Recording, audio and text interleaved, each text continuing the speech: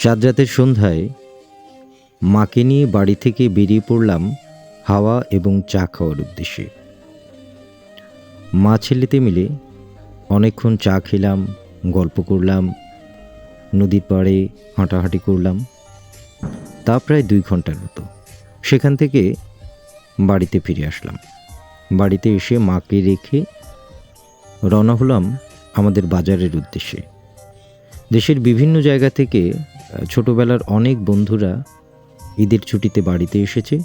সকলেই জড়ো হয়েছে বাজারে, চায়ের দোকানে। তো চায়ের দোকানে তাদের সাথে দেখা হলো, শুভেচ্ছা বিনিময় হলো, চা পর্ব চললো একের পর এক। অনেকক্ষণ চায়ের দোকানে আড্ডা দিলাম।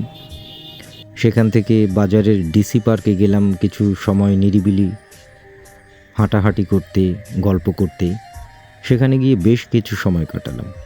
সেখান থেকে বের হলাম বাইক নিয়ে একটু ঘোরাঘুরি হলো। ঘোরাঘুরি শেষে আবারও বাজারে ফিরলাম।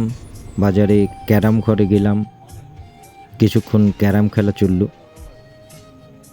ক্যারাম খেলা শেষ করে আবারও আর একটা চা চক্র চলল। চা চক্রের পরে বাড়িতে ফেরার জন্য রওনা হলাম। তখন প্রায় 12টা বাজে।